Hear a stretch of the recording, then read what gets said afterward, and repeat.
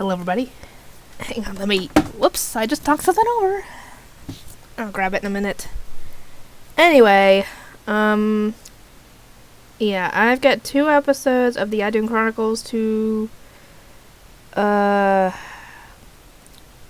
finish editing, and then we are done with the Idhun Chronicles until they come out with Season 2. Whenever that is. And oh boy, these 2 episodes are jam-packed of stuff. Last episode, before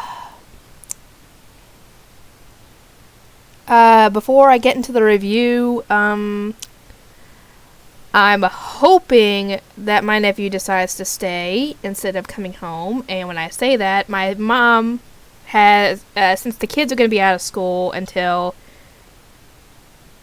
I think at the earliest, December 7th, I think, and then after a bit, they go back out for, Christmas break, and then they go back in January.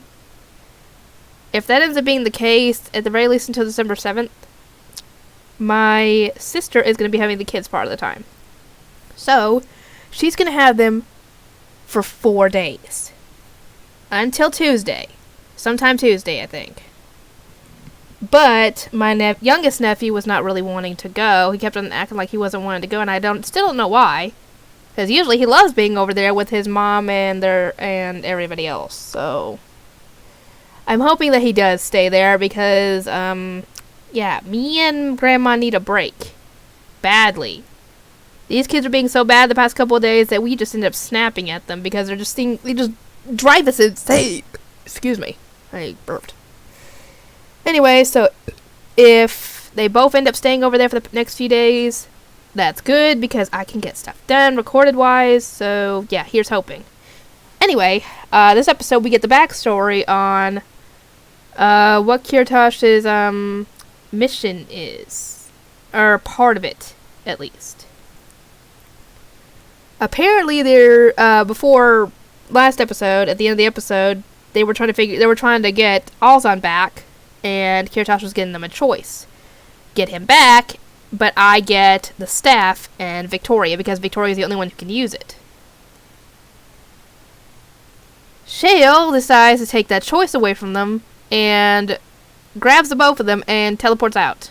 Back, to their safe zone. So, they're keeping Alzon alive, but I'm assuming they're going to be torturing him, and they actually do talk about that in the episode.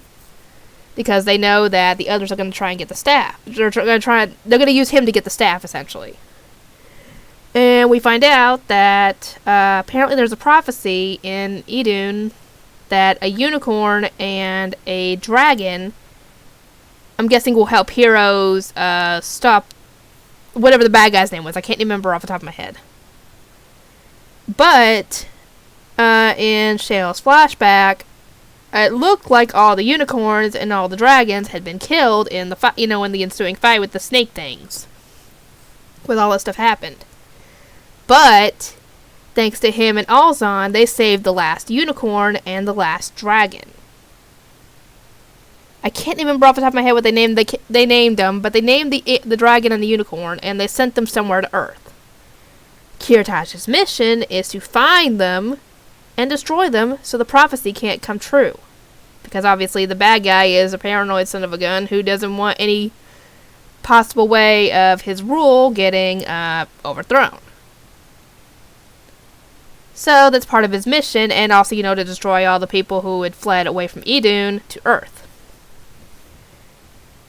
So they think that since the staff was created by unicorns, that it might be able to lead them to where the unicorn is, and that's apparently what Kirtosh is thinking, and that's why he wants the staff so bad. Well, they end up Victoria ends up practicing with the staff, and we actually find out that it's her 13th birthday, and Shale gives her a little present, little necklace that he had. I think it's called the Tears of the Unicorn or something like that, and he gives it to her.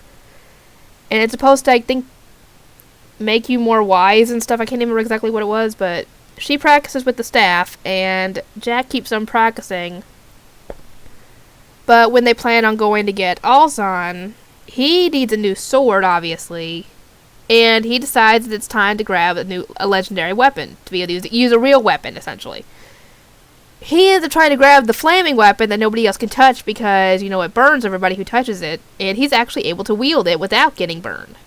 So it's, I guess, his destiny to wield that sword.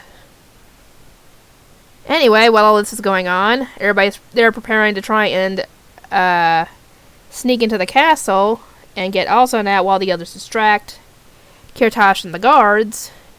The mage guy is planning on putting some kind of spirit into Alzon, and if all goes well in his mind, the spirit will be in control of him and essentially work for them, so that Alzon would be considered a traitor. Well, he tries it. It kind of turns him into a little bit looking like a were-person, like a werewolf type thing. But he's still fighting it off, which is good. As long as he stays in control of himself, he should be good. But they end up putting him into a cell with another hybrid, a cat hybrid. It looked like a a tiger hybrid, I'm sorry.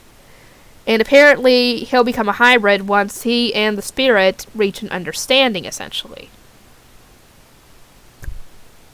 We will see about that. Anyway, but yeah, Shale was essentially talking about how maybe our destinies ended when we saved the dragon and the unicorn, so our jobs are done. And I was like, no, don't talk like that, because then you'll probably die. Because shows end up killing off characters when they end up reaching their usefulness, end of their usefulness, I guess, or when they need to kill off a character. And I was like, no, don't do that. Don't talk like that. Oh God.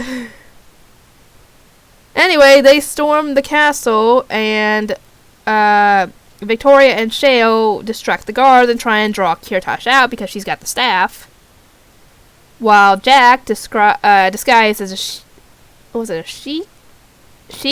Whatever it's called, a snake person, lizard person, whatever. He's disguised as that, and he goes in to try and sneak in and find Alzon.